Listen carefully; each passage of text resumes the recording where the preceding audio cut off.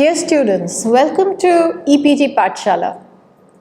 We are discussing today the course on social policy, and my name is Sohini Sen-Gupta. I am an assistant professor in the School of Social Work at the Tata Institute of Social Sciences.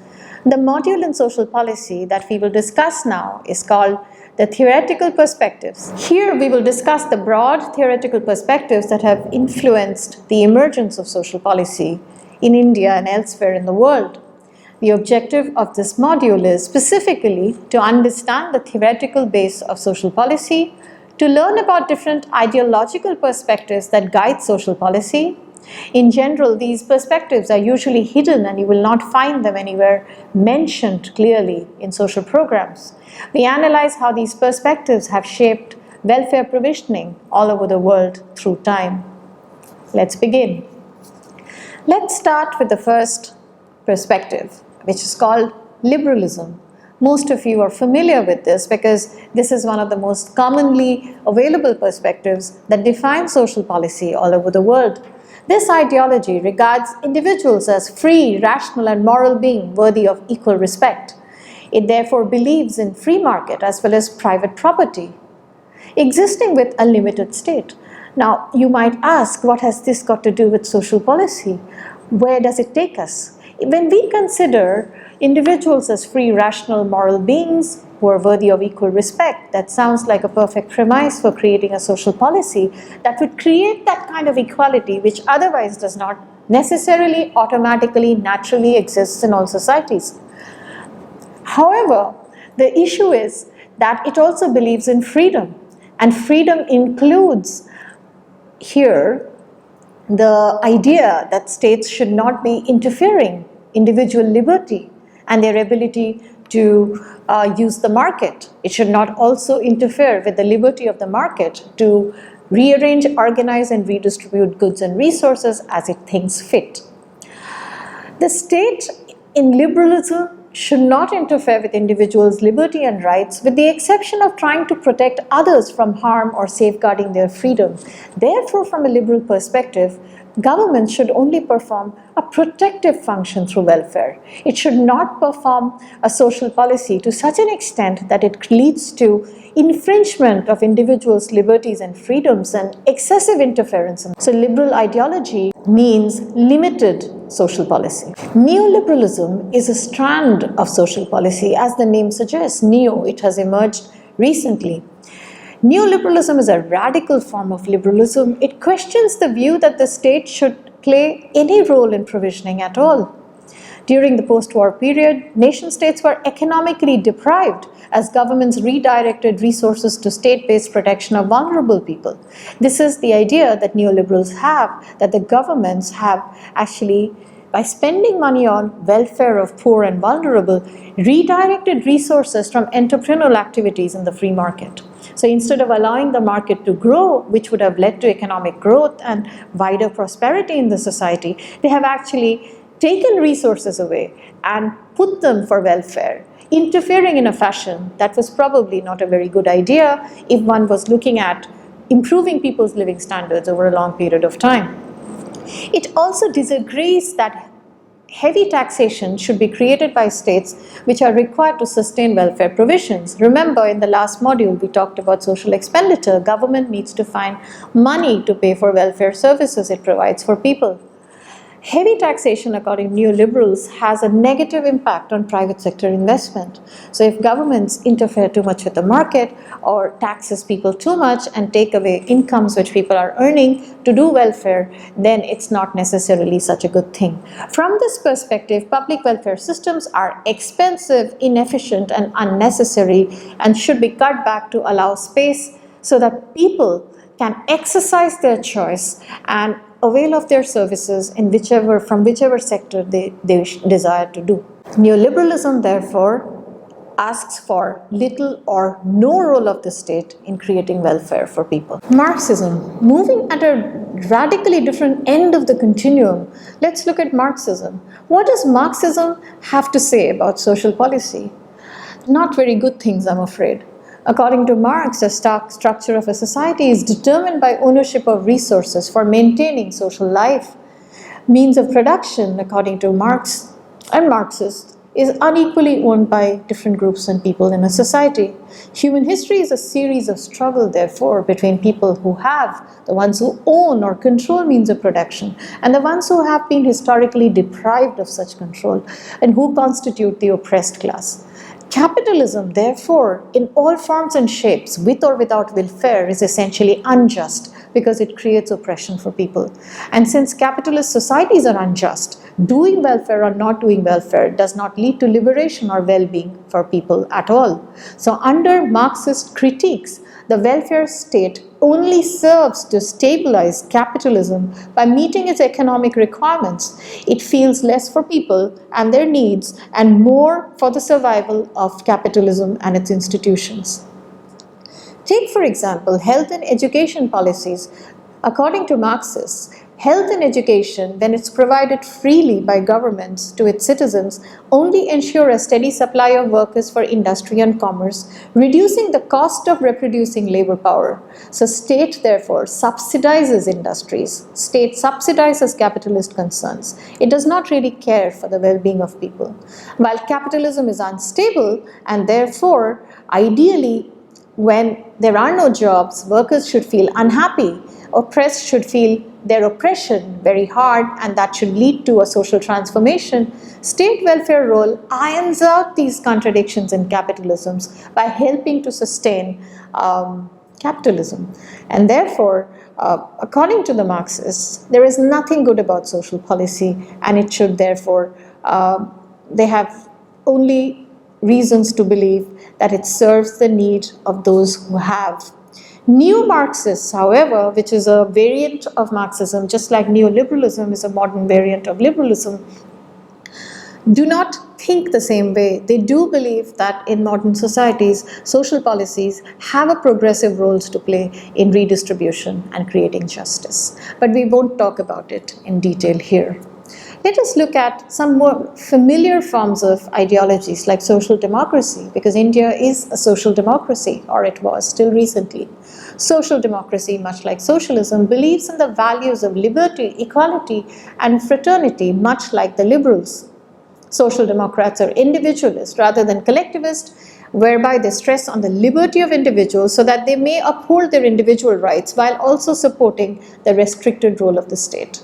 The idea and the argument is, of course, can individuals uphold liberty? Can they exercise choice? Can they really truly be free if their wants and their needs? And remember, in the Beveridge report, the 4 or 5 giant ills, especially poverty, is not addressed. Social democrats concerned with mitigating the effects of inequality through social arrangements to prevent people from suffering the worst consequences of the market, rather than removing inequality itself. So although they believe some amount of inequality is inevitable in all societies, especially in modern societies, they do not want people to suffer from the worst consequences of the market. So they are, in a way, a variant of liberalism. Feminist perspectives. Feminist perspectives on social policy emerged far more recently in time because they were concerned about women's equality. Although social policies are meant for all citizens in all countries and all nations, and all governments want to create equality, there is something fundamentally different about inequality based on gender. According to the feminists, social policy need to be concerned about gender relations if they want seriously to talk about equality and justice. However, most social policies have been gender blind, and they have only tried to create egalitarian relationships in the public sphere or in the marketplace or in the workplace or in industries or factories, ignoring the subordinated roles that women sometimes play in the sphere of home, which is called the domestic or the private sphere. Within feminists, there are various versions, and not all of them agree with each other in terms of what social policy should be doing about women.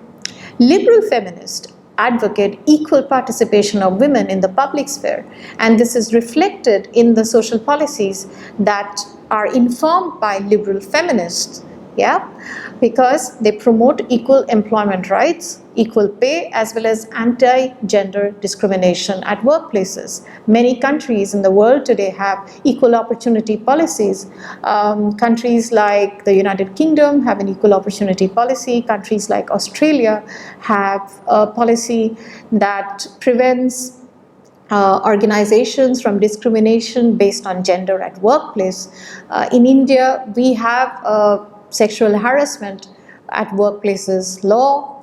So all of these policies are essentially meant to ensure that the barriers that women have traditionally and historically experienced in working in the public sphere is removed so that they can become equally they're able equally to benefit from whatever it is that the market economy produces in terms of jobs or growth. Welfare feminists are more concerned with affecting and improving the private sphere of women's lives, which remains an invisible or more hidden aspect of women's life, while the public sphere is quite visible and one can promote social policies like equality of pay, removal of discrimination, etc. We don't know much about what's happening to women when they're performing non-monetized roles, caring responsibilities as mothers and wives and daughters at home. In recent times, feminists have argued that caring roles that women undertake in their households should be monetized or should be accounted for, because without doing that, we are unable to say, and we are unable to account for the contribution of women to society and economy. However, not all feminists agree with that. Marxist and socialist feminists criticize the assumption based on the existence of natural difference between men and women. They argue that welfare has played a crucial role in maintaining the subordination of women at home and maintaining the gender division of welfare, which are seen as a mean to reproduce class relations in the marketplace. How does this actually work out in practice? What happens is, when women are undertaking caring responsibilities in the domestic sphere, that is, they stay at home, they look after the children, they do cooking and cleaning, they take care of the sick, they take care of the unwell, they do large number of activities through the time, through their lives. However, there is no protection that is provided to them in case they fall sick, in case they are asked to leave by their families, in case they are abandoned, in case they suffer from a disability. None of these factors are accounted for because because of this whole notion of the invisibility of women's work in the private sphere. On the other hand, this free work that women provide in the private sphere actually subsidizes the workers, including the children who are growing up and getting educated, the old people who are getting taken care of, the men who can go to work. This subsidy that they provide through their free work is actually enabling the others to fulfill their roles in society. In the absence of women taking up this caring responsibility, who would actually provide for these valuable goods and services? Marxist and socialist feminists would argue that these valuable caring services should actually be provided by the state. So in many socialist countries, therefore, caring responsibilities were given to the state and children would be looked after in creche facilities managed by governments or by councils or by municipalities, while women would be free, just as men, to go out and work. And the work that they then do will be accounted for through equal wage legislations, equal opportunity legislations, and other things. But as long as women stay in this invisibilized sphere, they continue to subsidize the market economy, but there is no acknowledgement of the work that they do or the contribution that they make to society. There is a far bigger problem with this, which is essentially the cultural and the social stigma that is also associated with people who don't earn their living in modern societies, which makes women kind of second-class citizens because, they don't earn a living. Welfare feminists would argue that states don't have to take over the caring responsibilities, but it can be purchased in the market. So women could be free to work, and with the wages that they earn. As long as you make the workplaces equal, the wages that they earn can go into the buying of services and goods in the market, including creche facilities or daycare services. And schools, they could invest in better schools which keep children in for longer hours. They could pay for health services, they could pay for medical facilities, care for the elderly. So they would argue that the state does not necessarily have to take over caring responsibilities, but women can have equal wages and better opportunities and good education so that they can earn enough to buy these services in the market. Now, these are the major fracture lines between different types of feminist ideas within feminism, but they are highly relevant for social policies because, especially in the context of India, where women's labor force participation is very, very low. Women also continue to face barriers at home and at workplace in attaining their potential. The representation of women in higher education institutions and also in secondary schools continue to be quite low compared to men, and in certain geographically remote parts of the country and in certain socially disadvantaged groups, the share of women in both in work, in better paid jobs, as well as in higher education remains very, very low. So feminist perspectives on social policy remain very relevant in the context of countries such as India to design social policy. We have to also talk about the influence of new ideas such as postmodernism on feminist thinking. Postmodernism, basically, the feminists who believe in postmodern ideas believe that modern social policies have been not only gender blind but also blind to the needs of different cultural groups, different race and disability, sexual orientation, and therefore their policies have been uniform. And such uniformity does not serve to create either equality, fairness, social justice, or redistribution, because a really good social policy should be able to factor in these differences and differential relationships that exist within groups of women all over the country. Therefore, the needs of Western women need not be the same as women who live in sub-Saharan Africa or women who live in India or in other parts of South Asia. And social policy, to be really effective, need to take into account these different needs and these different types of disadvantages that go with these different identity formations to which women belong. Feminists broadly desire to include the private sphere in the reckoning with the state and the market. They want to include issues like divorce, abortion, childcare, domestic violence, etc. as part and parcel of welfare policies, because unless this division between private and public sphere is dissolved, it is impossible to really understand what kind of social policy measures are needed to create equality, because you cannot have equality in society without gender equality. New ideas along with feminism, the other new ideas, and which is a very prominent and a very relevant idea in the modern world to create social policies, environmentalism. Environmentalists have been increasingly concerned by the interconnected nature of environmental degradation and the damages and consequences that happen to countries and societies because of some actions taken by some groups of societies in some part of the world.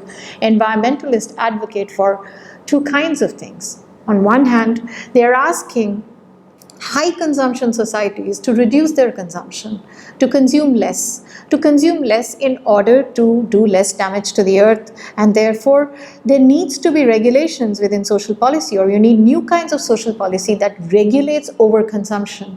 Because overconsumption leads to overuse of natural resources, natural resource degradation.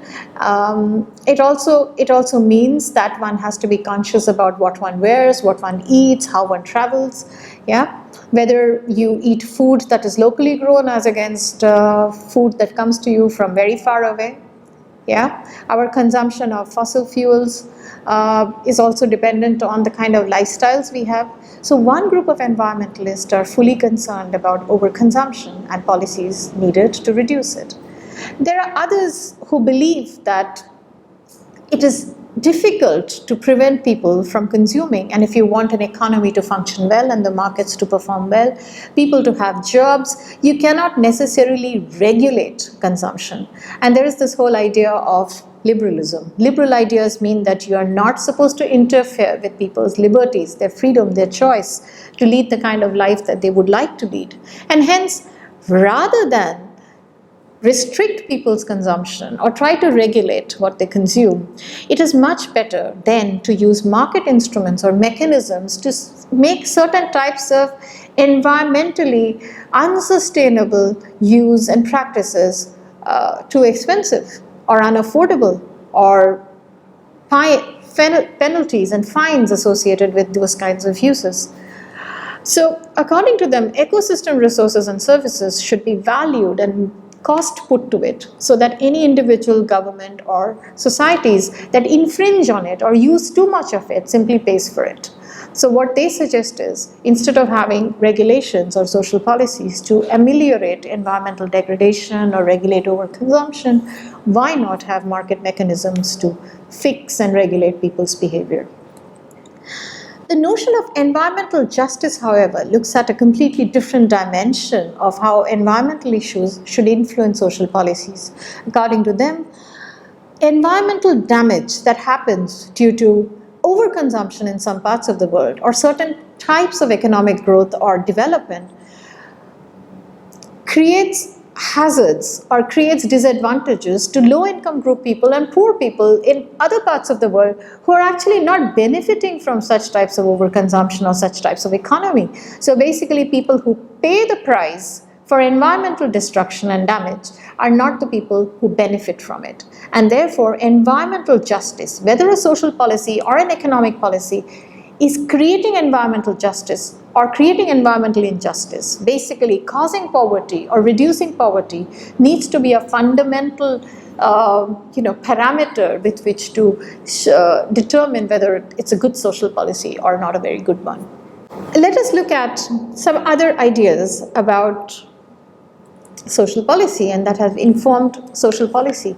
Utilitarianism is a really, really old philosophy, and it's a theory of social choice whereby its measurement of the good is seen as want satisfaction. So basically, if your wants are satisfied, if your preferences are attained, and if you're happy, then you will not be considered deprived. So deprivation needs to be measured, according to utilitarians, in terms of whether people's preferences have been satisfied. And if individuals feel satisfied, then that is the perfect way to measure whether a social policy works or not. In utilitarianism, the concern of the responsible agent lies in delivering efficiency. Therefore, the action that best promotes maximum satisfaction is chosen. The main criticism of utilitarian thinking in social policy discourse is that certain actions or certain things that make people happy or make them generate a lot of satisfaction is not necessarily also attributes that make them healthy or make them well nourished or make them strong or make them believe in environmental or gender justice. So how can you use happiness as a parameter for social policy? There's a great deal of debate in the world today whether happiness ideally, and there's surveys that they're creating a happiness index and trying to find out which parts of the world are people the happiest, and whether that has got anything to do with the countries where there's a lot of social policy as against countries where people are left primarily to their own devices. But the problem here, and the criticism remains, is two things. If you go back to our definition of needs, it's not an understanding of needs, it's simply an understanding of preferences. Certain people might be happy with their situations because that's always how they have been. Since they have never known any other way of being, they're adapted. So this is called adaptive preference. The adaptive preference criticism is the biggest criticism of utilitarianism in social policy, because you're adapted and therefore you don't want anything else. And if we want to do fairness, justice, redistribution, etc., then happiness or want or satisfaction or preference satisfaction, basically utilitarianism is a poor guide for creating social policy. With this, we come to a conclusion. We have introduced some really heavy ideas here and some philosophical thoughts. Some of you who are interested in learning more about it can go into specific types of resources that are freely available, and also the reading list that is given with this module. So what are the things that we discussed in this module? We learned about key theoretical and ideological perspectives that have historically shaped decisions about social policies, including the decision whether to have social policies or not. You have been specifically introduced to the ideas of liberalism, newer forms of liberalism like neoliberalism, Marxism, feminism, environmentalism, and utilitarianism. While these do not exhaust all theoretical influences that have come to design and define social possibilities, it's a good starting point to develop a more analytical approach in looking at social policy. So when you look at a social policy now, any social policy anywhere in the world, you can look at it from a very macro perspective. You can look at it from a theoretical, philosophical point of view and decide that although it sounds good, but what is it? What kind of justice is it setting out to create for itself? And would it succeed? And what would be the consequences? Who would be the winners and who would be the losers? Environmentalism and feminism especially tells you to be highly alert about the winners and losers of specific types of social policy or not having social policy. Thank you.